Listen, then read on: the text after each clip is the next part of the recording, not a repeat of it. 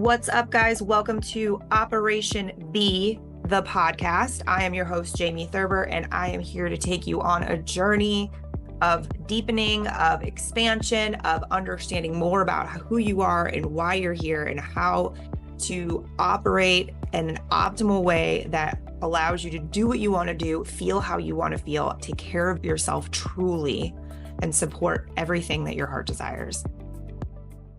Okay, guys, welcome back to this episode of Operation B, and I have a special guest with me today. Ashley is joining us, and I'm going to read your bio. Okay, here we go. And I added a couple things to it, so just to give you guys a little, I think it's important for me at least. I like to know who somebody is, other than just getting into the combo. Yeah. So that's my jam. So Ashley's actually a native of Valley Center, Kansas. Yes, ma'am. She moved to STL in 2004 to pursue a degree in chiropractic. So, and then never left us, which is, good for me. But so Ashley's the mother of two boys, 12 and 15. Mm-hmm. Those are fun ages. Yeah, fun is one word I'd describe it with. Yeah. And then on top of that, you live with your partner, Jamie. Yes. Which is not me. Mm-hmm. It's our friend, Jamie. Me and Tony's friend, Jamie, but it gets confusing. Lots of J's, lots of Jamies. Yes, lots of Jamies. And a blended family of 6. Yes. And multiple pets. Yes. 2 dogs, a cat, and a bearded dragon named Carlos. Carlos. I love it. Perfect. Yes. So the thing that I love about Ashley, and one of the reasons I brought her in, she's a practicing chiropractor, and she teaches at Logan College. So with that, I have also known Ashley for a couple of years and watched her manage a lot of things well and be able to still care for yourself and be healthy and happy and because you're not fake, so I know that. I mean, I've seen you on either sides of the coin, right? So when I was thinking about guests for the show, I thought I really want Ashley to come on and talk about, because I don't even necessarily know how you manage all of that, but I think it's beautiful for people to see, it is possible to do this and not just be a complete, drunken mess every day, because people think that's the norm if you're busy, right? And or super sick and whatever. I haven't slept since 2005, I think. I don't know, maybe 2004, we'll see.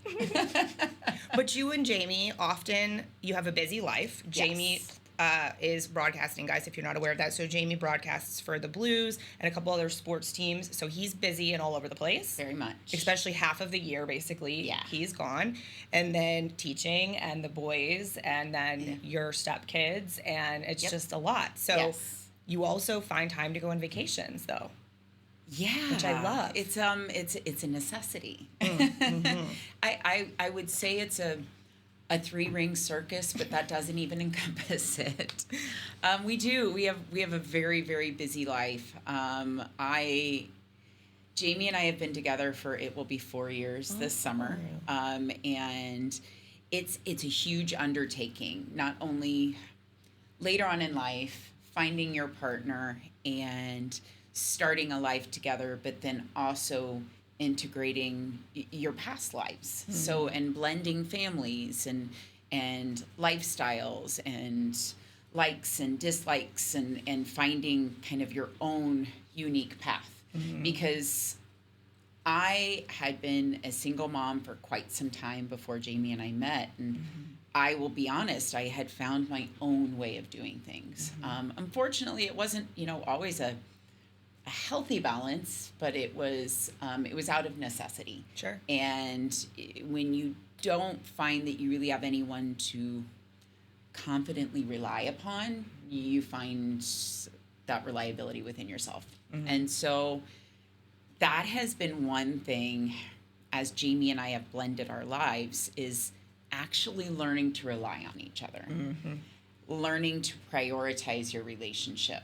And being with a partner that genuinely understands the importance of all that. So yes, we do take vacations, and it's something that wasn't always an easy concept, especially for our kids to accept. But they're now understanding that Jamie works 3 different jobs. Mm-hmm. He does TV, he does radio, and he has a hockey company. I work a full-time job, and I'm also balancing the kids and the home and everything that comes with it. So we see each other in passing a lot. And we found that if we don't find the time to prioritize and designate time just for the two of us, we won't take it. Mm-mm. And if there's one thing that we both have learned from our past relationships is if you don't take time to just be the two of you, you won't last as just the two of you. And so we prioritize that. I jokingly tell, my friends and family that there's 1 week out of the entire year I can reliably plan a vacation, and that's the NHL All-Star, or this year it was the Four Nations break. Yeah. That's the only time we can go on vacation. So clear my schedule. Yep. I'm out of touch. This is when we are going out of town. Yeah. So, and we found that, we genuinely enjoy to travel together. And what was so funny is Jamie has played hockey all over the world. Mm-hmm. But when we first met, he had honestly never taken a vacation just to take a vacation. Never that I've known him. Never once. Never once. So I love when we first decided to do this, early on in our relationship, I mentioned that, we've been so busy. Why don't we try to plan a vacation, get out of town? And he kind of looked at me sideways. Like, what do you mean take a vacation? What's a vacation? And I said, just leave it with me. And I called the travel agent and just set it up. And he said, just tell me when to be where, and I'll grab my passport and let's go. And it happened. And I will have to eventually tell the Speedo story of the first vacation. Sure, yeah. I remember it very well. That one's a good one. I wasn't even there. This was Jamie truly embracing the concept of taking a break in life. But we had an amazing time, and we made a pact with each other that, like, hey, let's keep this going. Yeah. I love it. And it matters because we don't have children at home, mm-hmm. and we barely see each other, me and Tony. It's because when you have multiple businesses and mm-hmm. health things and life and whatever, it is a lot of times that you're like ships passing. And it does take a different level of understanding. And so for you guys, for the record of the backstory here, is that I've been with Tony for almost 12 years. During that time, I was always the girlfriend. And so sitting in the rooms of all the players, you get treated very differently when you're the girlfriend versus the wife. Yes. And so as the girlfriend, you're almost exposed a little bit to more of the rawness of some of these conversations. Mm-hmm. And I've watched all the guys, and and I see what relationships work, and the ones that work are what we're talking about. Yep. Like Raylan and Kelly. Yep. It works because they trust each other, they have an understanding, and they're able to do their own thing, take care of the kids, do their thing, and it works. Yep. And I think that's really something that any relationship could benefit from. You don't have to be with an athlete mm-hmm. for that to be a thing, but I don't know that it ever comes up in conversation, really. Maybe some people who are entrepreneurs, it does come up because it's always part of it. But the athletes were used to living that way. Mm-hmm. So it's just kind of something that you basically either are okay with it and you make it work for the two of you, or it doesn't work. Yep. So I love that. And it's one of those things that seeing you guys travel, because of course, like I see things on Facebook and whatever, it's fun. Like I'm so happy because I know you guys have crazy lives. Like I haven't seen Jamie in forever. Yeah. And I know it's not like I'm like, oh God, where's he been? No, I know where he's been. Mm-hmm. I hear his voice on things randomly when I'm walking around. But so I think it's beautiful. And I think that a lot of people need evidence that it's possible. And that was one of the things I thought about we'll get more into the more you things that I want to talk about. But I feel like seeing that it's possible to do that without sacrificing things that are important to you. Mm-hmm. You're not sacrificing or giving up things that you need to feel good as a person and as a partner. Yep. And that's huge. I think a lot of people think they either don't have the time for vacations and taking care of themselves and quality time, or they have to let go of things they actually want in order, make a sacrifice basically. Mm-hmm. Mm-hmm. So yeah. I like that you guys have found a place in the middle to figure it out. We have. And we also, even just in our day-to-day lives here, I will tell you, so fitness and working out. It is very important to me. And for me, it's not necessarily just about the physical and, maintaining your overall health. It's mental for me. I 100%, and we've all been through our peaks and valleys in life, and I found out that was my outlet. That was my 1 hour when I am not devoting any of myself to anyone else other than me. And one of the great things about our relationship is it's the same thing for Jamie. So we don't get a chance every day, obviously, with his travel schedule to go to the gym together. But when he is home, we go to the gym together. He may be operating on 4 hours of sleep because he just landed back from Edmonton at 2 a.m, but he gets up and he goes. And we do not work out together. We go into the gym together, we warm up together, and then we do our separate things. Yeah. But it's a quality time that I have never had a relationship that had that. Yeah. Ever. And it's a bonding, and it's a closeness, and it's something that's ours. That it's all about that balance, and we don't have a massive quantity of time together, but what we do have is the quality of time together. So it's finding those things as well that really kind of make it tick. Yeah, and it makes it special. I remember when we first met, you and Jamie were together for a year or so before we actually even met each other, which is wild. And for context, I used to see Jamie all the time, and then but at that time he wasn't broadcasting or doing the radio, so it was a wildly different life. But I remember you telling me that when we first met, and I could tell Jamie had gotten into fitness and started losing weight and getting really healthy for the first time since I had known him. And I remember you talking about you going to the gym together, and I was like, that's beautiful for him, and now knowing you better, I'm like, I see how special that is for you guys, and it's cute. Like, it's a great moment. And it checks a box for your personal stuff too, which is nice. Yes. It's like a win-win. Multi-win. Yeah. So one of the things I had written down actually was about the mental health side of it. And I didn't even really think to go down that road of, I know that the gym is an outlet for you.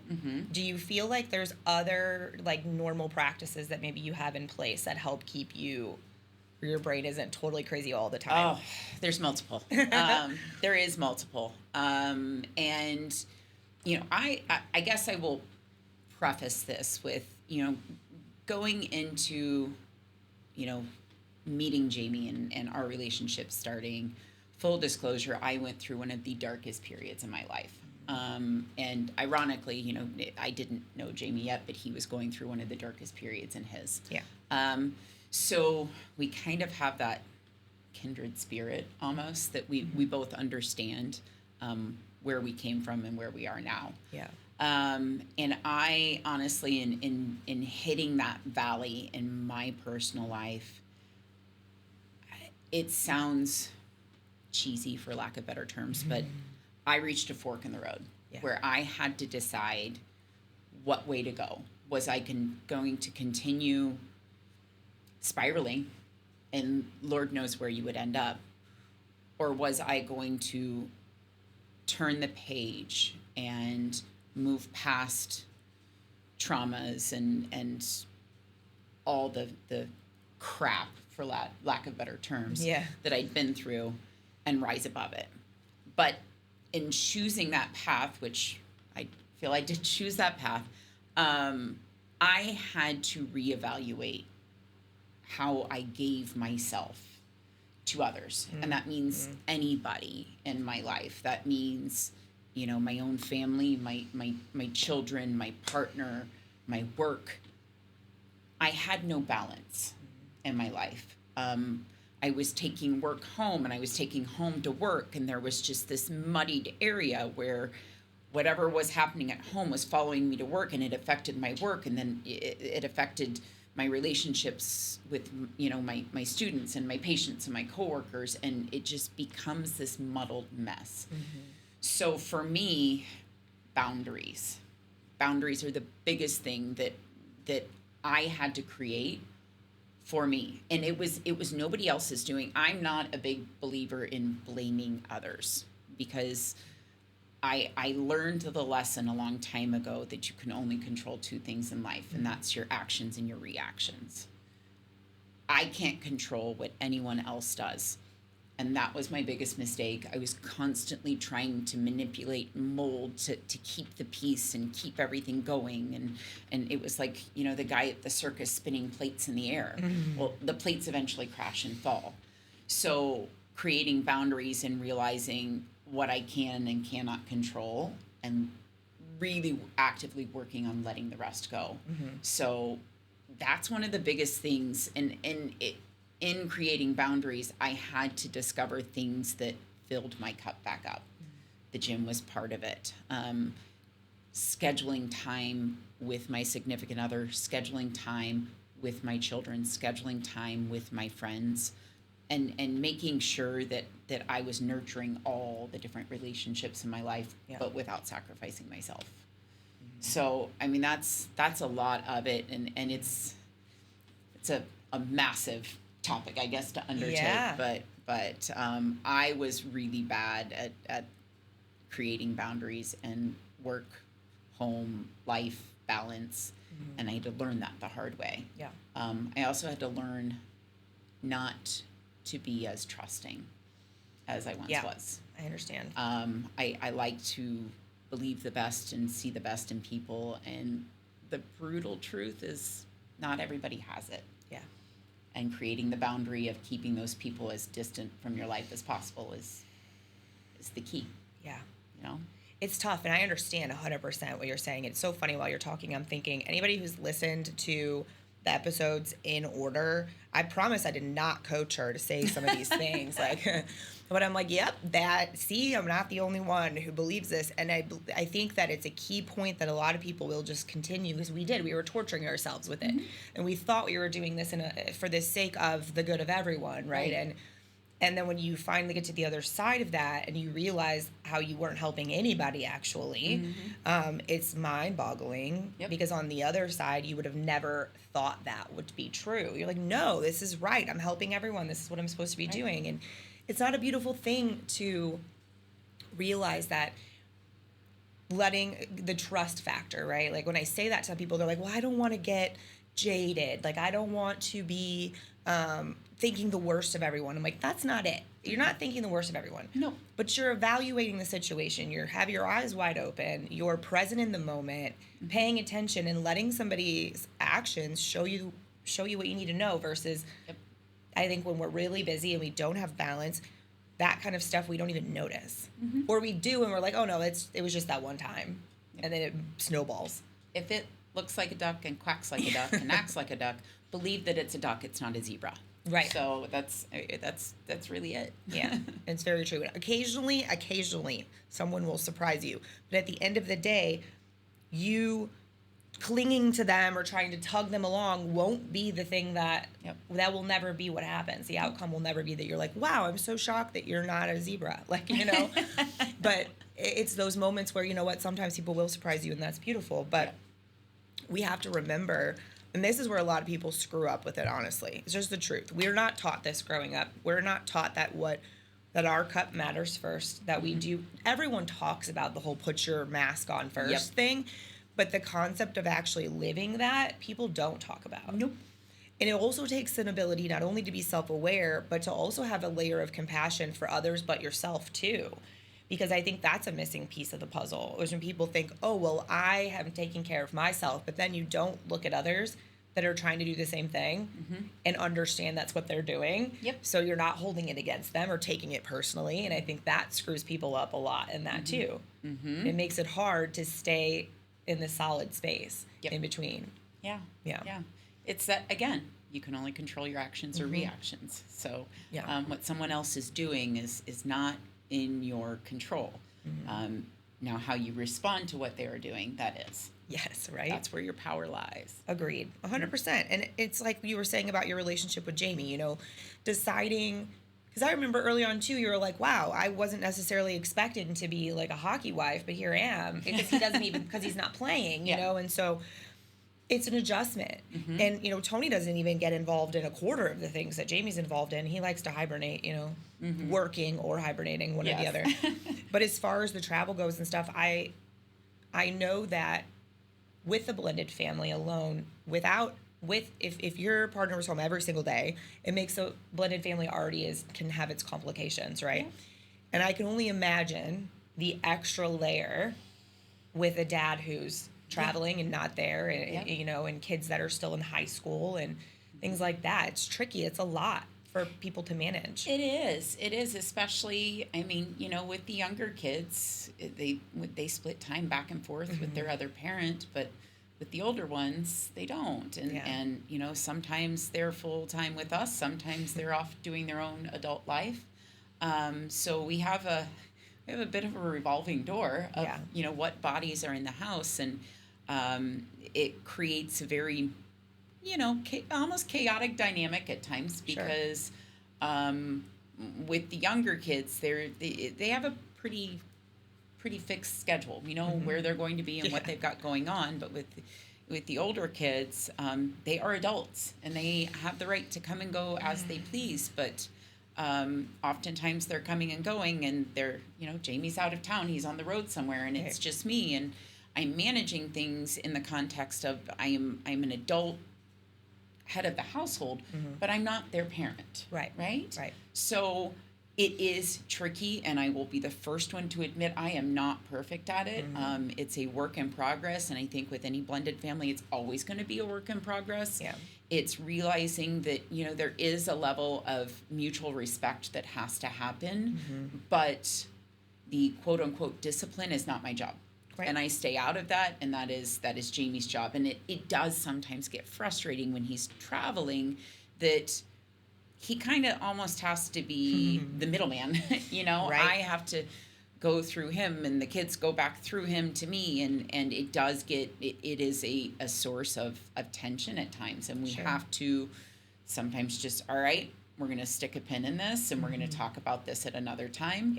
And just give each other a time to decompress and process through it, and make sure that you're not saying things out of anger.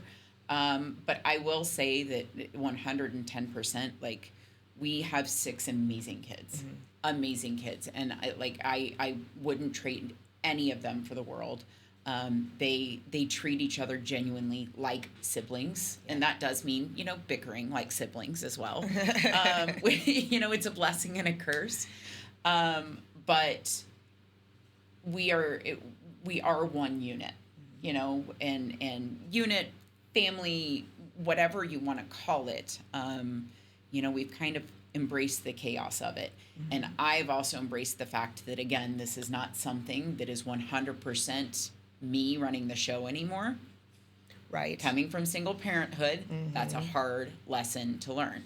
And I will give them 100% credit that they give me so much grace, because I'm not perfect at it. Sure. And we work through it, you know? I understand completely. So our house was quite the who was living there for quite a long time. We were joking that we just became empty nesters for the first time of our entire relationship, like 2 years ago when Christian moved out. There was always one or both of them were there, and then sometimes their significant other, and then sometimes their granddaughter. And I mean, it was what it was. It was never a bad thing. But I feel like it what's funny is adult children, it's a wildly different situation. And you'll keep learning that the older they get. But it's interesting, because there's moments where I watch, and I'm not their parent. I try to be mindful of my own boundaries and integrity of how I show up in a relationship with them, because it's important to me that I'm that true version of myself for them, whether they like it or they don't like it. And like Christian, Tony's son, and I have created a really beautiful relationship because of that. He knows he can count on me. And it's so sweet. And he's getting married, and it's super fun. And now he'll have 2 step kids who it's great. But I find like that balance really was from, like you said, being like, I'm not perfect. I'm also not trying to be your mom. And how do we work around this? I will say Jamie's a lot better at stepping in and having the conversations when they're needed than Tony is. He's definitely like more avoidant of that.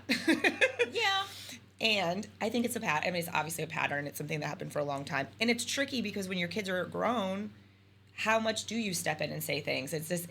I don't envy anyone in that situation by any means, but we make it work, you know, and I think it grows year after year after year. It gets better and better, really.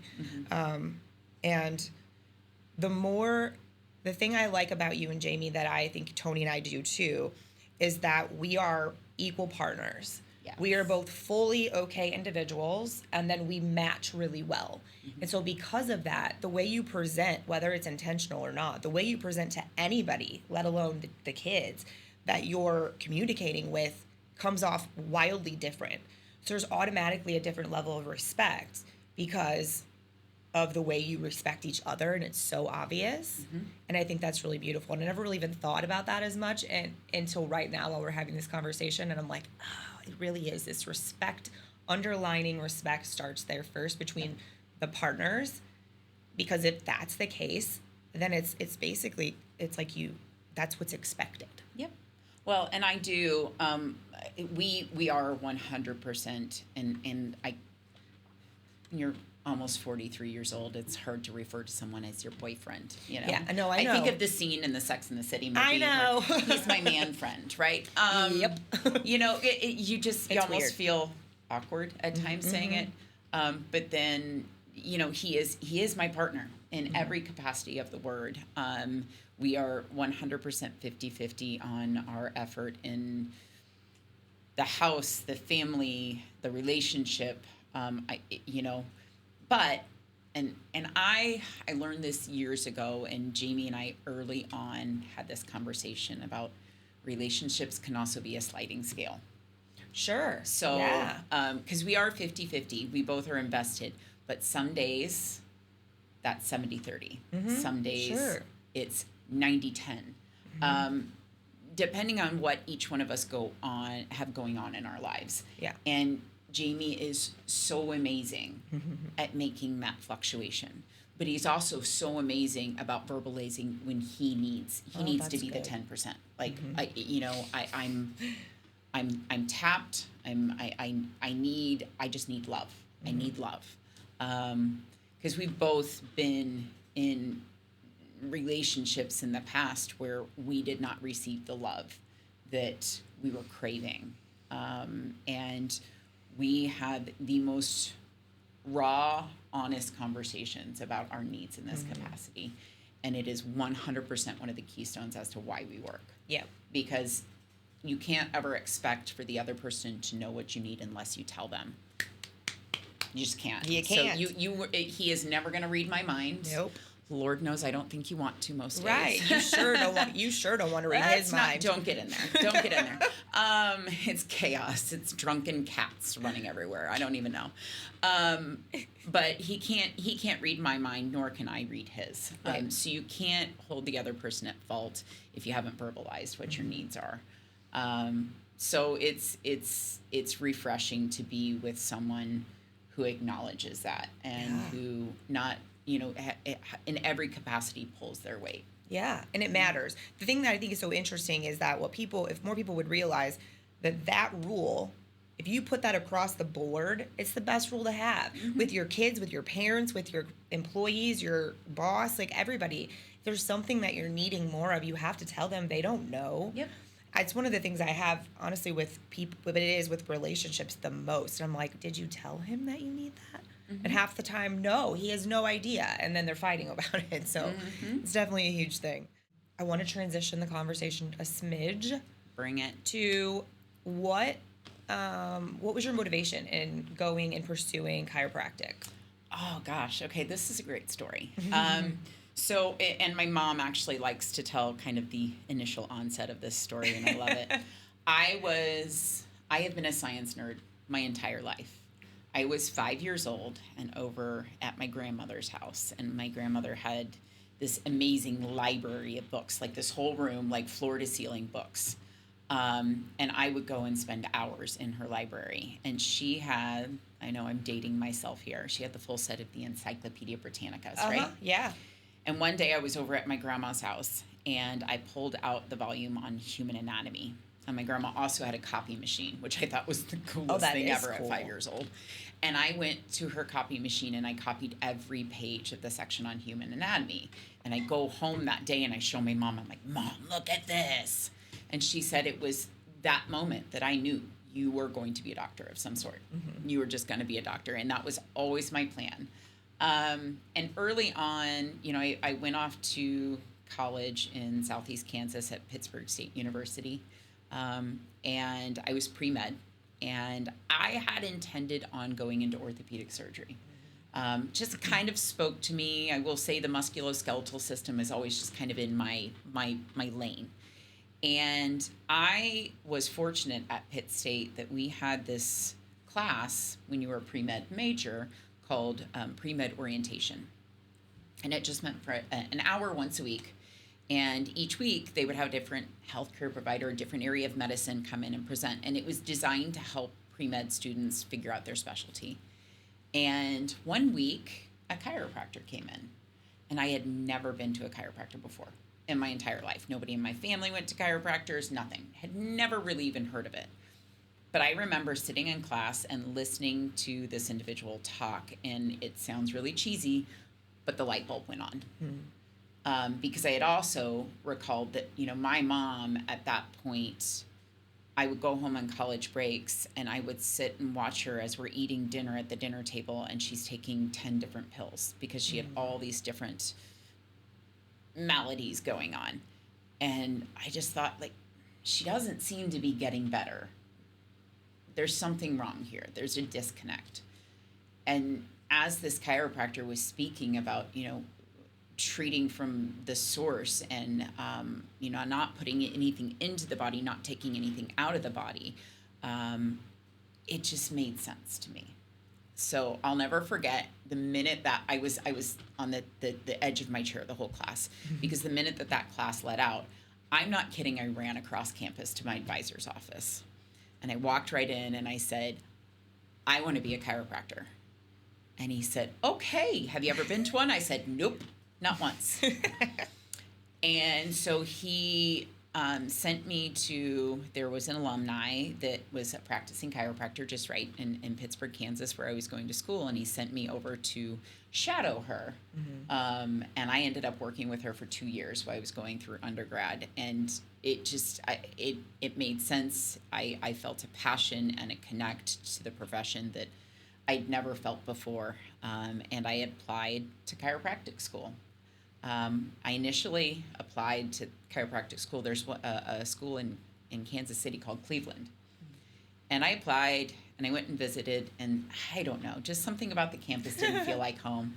I'm like, I don't know if this is where I'm going to land, because I'm going to be moving, like, far away from home. The farthest I had been away from home was 3 hours at that point. I said, let's go back to the drawing board. And I found Logan here in St. Louis. And for anyone who is not familiar with Logan's campus, it's 110 acres, and it's one of the most beautiful college campuses in the country. It's amazing. And I pulled in the drive, and I said, yep, this is where I'm going to go. And I applied. I was only a sophomore in college at the time. I applied. I got accepted, finished up my bachelor's degree, and graduated in 2004, and then moved here to start Logan in the fall of 2004. So that's how I ended up here. I love it. Yeah. I love it. It sounds, I like the path where those kinds of things is what happened to me too, where I'm like, yep, that's where I'm going right now. I had the moment and I knew it. And I know that's one of the reasons why you and Tony can have really stellar conversations, because he loves to talk about anything relating to the human anatomy and science. And so I remember him telling me, he's like, Ashley knows. Like, she knows what she's talking about. I'm like, well, I mean, that is her job. So I'm glad she knows. But he geeks out over it with you. I'm sitting here discussing human anatomy with Tony Twist. Let me see where on my list of things in life I was going to do. Well, he's like, I mean, he should have been a doctor. That was his goal. That's what he was going to do. Yeah. He had a full ride scholarship. Yeah. And they called and told him that he had been drafted, and he thought his dad was joking, because back then it would play on the radio. Yeah. Like, his dad's like, we just heard you got drafted. And he was like, yeah, okay. And he just went to the gym and came back. And his dad's like, are you not reacting? He was like, I thought you were joking. He never expected to be drafted. And so, because he was going to college. Yeah. Or in Canada, the university. You're going to university. So I have quite the love for chiropractic care for a lot of reasons. As you know, many, many years, no answers.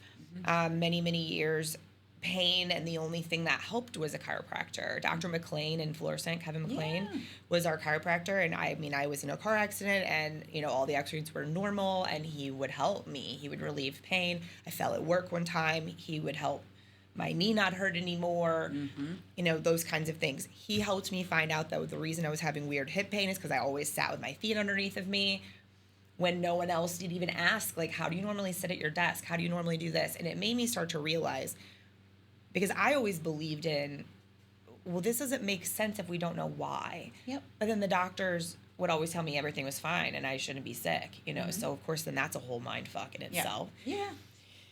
But then flash forward, when I started my care that about that I'm going through right now, and actually Dr. Jason's going to come on the show in a few episodes. I know. I'm like, you guys are going to love him. He's such a ball of like positive energy. Yeah. But knowing that, and I showed Ashley my x-rays, and she was like, oh yeah, I see what's going on. This makes sense. This makes perfect sense.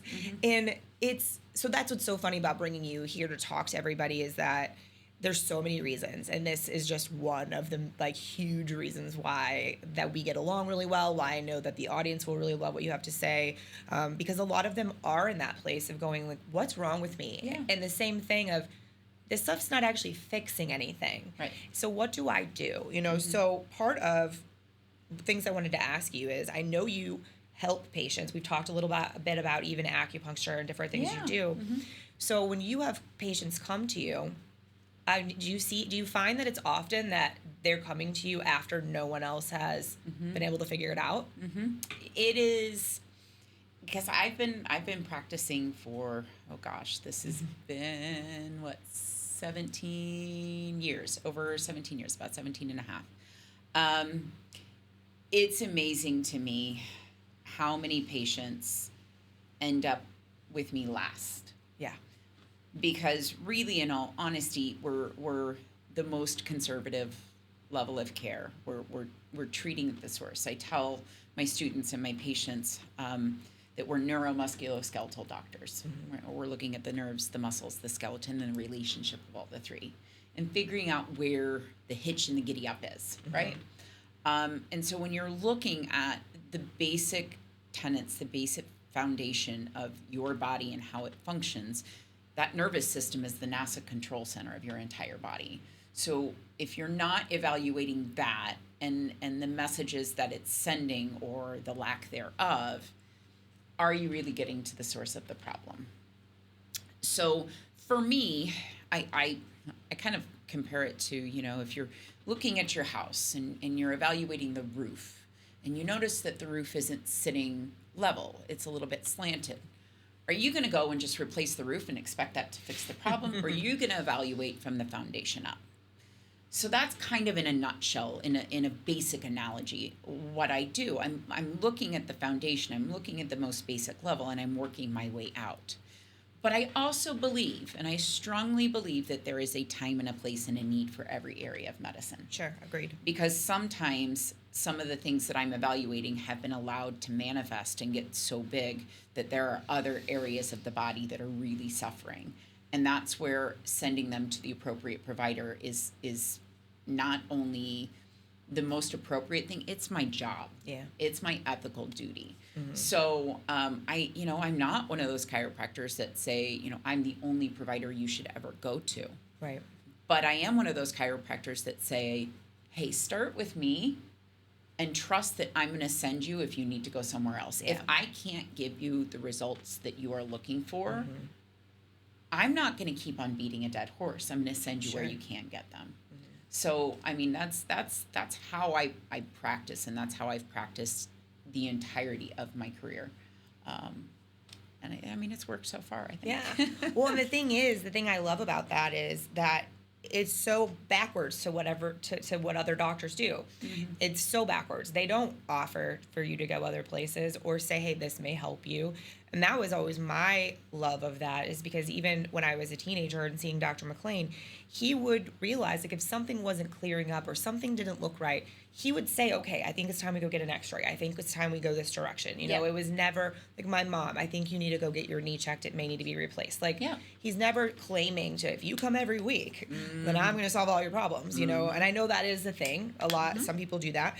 But it creates, and what I've experienced, and I know we've discussed enough, so I know your patients have this too, is it's nice to finally find a doctor that you can trust to be honest with you, but also to try to find the root. And even if it's a root that you can't address, you're going to give them the tools or the words they need to go to someone, or you know enough practitioners, and you can refer back and forth and whatever needs to be done. And I feel like that's one of the massive things that's missing from, especially, there's such an epidemic of chronic illness going on and chronic pain that no one knows where it's coming from. And it is I see so many people, because they come to me and say, what are you doing? How are you doing this? And the hard part is like you said, once we find a doctor, everything is such a mess at that point that it's then like a full-time job. To do all the things to get to the other side. But it is damn nice to have somebody who's willing to guide you and tell you and how just to it give you goes. that support, you know, guide the way. But I think in healthcare across the board, I think we all need to take a slice of humble pie. Sure. And just realize that as humans, we are complex beings, right? So there's never going to be a one size fits all answer. And that's part of the art of what we do. You know, they say with chiropractic, and really in any area of medicine, there's an art, a science, and a philosophy. And part of the art form is knowing that you're not always going to be the source of all the answers. And it's a much more complex picture than that. Absolutely. I think that applies in my work as well, for sure. And what I love is what I just heard is such a beautiful parallel between the professional that you've always been and the way you've handled your practice and the way that you've used those same skills to be really good in this current relationship and as a stepmom and as this leader of this situation. Those are the same skills, and I love it. You know, it's there's not a one size fits all answer to that. It's been a trial by error, Sure. let me tell you. And I had this conversation with one of the kids just the other day, and, you know, just talking about making mistakes in life and in your profession, in relationships. I believe that mistakes are only mistakes if you refuse to learn from them. And by all means, I had a lot of mistakes that I did not learn from the first time, or the second, or the third. I did not learn, and that's on me. There may have been a lot of not so favorable things that other party did themselves, but I made the decision to make that mistake. Sure. And I will own that. And I'm not ashamed of it, because I've gotten to a place in my life that I can accept that those mistakes happened to shake me the heck awake. Yeah. And to make a change in me so I didn't make them again. And had they not happened, I never would have learned that. And guess what? I would have been in the same broken loop. Absolutely. You know? Yeah. It makes it so it's funny that once you've learned some of the self-awareness tools that are necessary to get you to the other side of those cycles, it's hard to not have compassion for people who are still stuck in their cycle, because it's so easy to stay there. It would have been very easy to stay there. Also really excruciating at the same time, but you don't know the difference. And so it's where I think what makes us great at, and you being great as a teacher, not just as a doctor, but is being able to see that, and you're looking at the whole picture to be able to guide your students to do the same thing. Yeah. And that's huge. Yeah.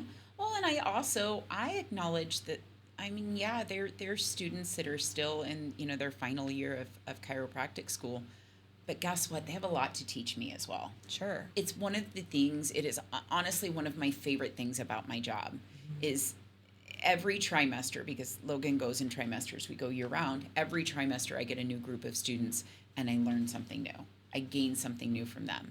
And I hope that I'm able to teach them something as well. But it's not a one-sided relationship. So again, it's sliding scale. Yeah. You know, Yeah. it is funny how it all crosses over in all aspects of life. But it's one of my favorite things is realizing that, you know, everyone in your life has something to teach you. You just have to be open to learn. Yeah, you have to be willing to see it and also not think that you have every answer, because none of us do. Nobody does. Oh, Lord. I don't even have a fraction of them. Right? I know it. So it's funny when people think they have them all. To wrap up today, I wanted to ask you a question regarding or about the show in general. So to recap a smidge, one of the reasons that I started doing the show again and changed the name to Operation B is because, and you actually probably watched a bit of this transition, I went from focusing on how much I could do and produce because that was the only thing I had control over. I didn't have control over what was happening in here, to stopping everything, missing every event or leaving early because I have to throw up. Ashley was there for that. Yep, I got you, girl. She was like, "You look beautiful," and I was like, "I have to go." Like, okay. I'm like, "See ya. Make sure Tony gets home." Got it. And so from that transition and that pause time, I had moments of, "Holy, what am I going to teach people now?" And then it hit me. It's the being that we avoid, but it's the being where the magic lives and where you can do like what you were saying, and you can take these thought processes and put them everywhere. So what would you say being present means to you? Oh, gosh. That's a big question. I know. Being present is not allowing the distractions, all the things out in the ether to cloud where you're at, what you're feeling, and what you should be gaining in that moment. I read a book years ago, and I think this is kind of like when you ask me that question, this is where my brain goes. I read a book years ago that talks about that the only true thing in life, the only real thing in life is love, right? Love for yourself, love for your life, love for others, love for your family. All the other emotions and noise, so fear, anger, jealousy, hatred, those are manifestations you create. Like this is what when you are not present, when you're not focusing on the love that you are experiencing, and this is not just romantic love. Sure. This is big picture love, right? When you're allowing all that outside noise and when you're allowing all those different manifestations of your own brain to cloud, you're not present, right? Yeah. So when I find myself feeling those manifestations, feeling like I'm angry at this person for doing that, I'm angry at this person for doing that, it's like, wait a minute, this is me. This is me. This person is living their life. Yeah. I'm living my life. I'm allowing their life to overshadow. Get back right here, right? Yeah. Love me a little bit. Love that I can take the time to be aware of that. And it's never going to be perfect. Right. You're never going to quiet those voices. You're never going to. But I don't think we're meant to. Right. I think experiencing those and having those come through your brain is what keeps you grounded in the fundamentals. It's what reminds you of being present. And if we didn't have that, then you would just float along your little pathway. Right. Unicorns and rainbows. And that's not life. Right. So I think if I were to, define what being present is, it's having that awareness. Yeah. I love that because I think because again, you're right. No one is all the time. Like we're not perfect at it. And because we're not perfect at it, that does allow us to learn and adjust and make different connections than we realized we were having. And it just deepens things, I think, in such a beautiful way, which is why a lot of people don't want to be present because that deepness can be really scary. It's vulnerable. It's very scary. And I think that one of the things my coach says a lot is that if we're in the worry or the fear or the anger, none of those things are now. Your worry is coming from something that might happen, and it's influenced by something that already did. So a lot of times when we feel like anxiety and things like that, that anxiety it is part of you not realizing that you're in the now and not in that situation that happened 3 years ago with this person. Because the parts of you don't know. And so the presencing, and I'll leave you guys with this, like the thing that I do, or she teaches me to do, is if those feelings are coming back, sometimes it's like, wait a minute, it's 2025, I'm sitting in this room, I'm however years old, 37 years old, I always forget how old I am. I think that's what happens when there's such a big age gap between you and your partner. Like, I'm like, what age, what? I don't know what's going on. But how? Whatever. Yeah, so I think that if we're able to remember, like, we're in the now, like you said, in the self-love piece, I hadn't heard that before, and I love that because it's the truth. I mean, that is, and that's also the thing a lot of times we're avoiding in those moments from time to time. We don't want to look at who we are in the right now sometimes. So, I appreciate you very, very much. Absolutely. Thank you for coming. This was a great conversation. This was awesome. Yes. Thank I feel you like for I've being had here. my therapy session. There you go. Perfect. Well, as always, guys, thank you so much for watching. If you enjoyed this message, please make sure to share this with somebody that you love or you care about or you think can benefit from this, and we will see you next time.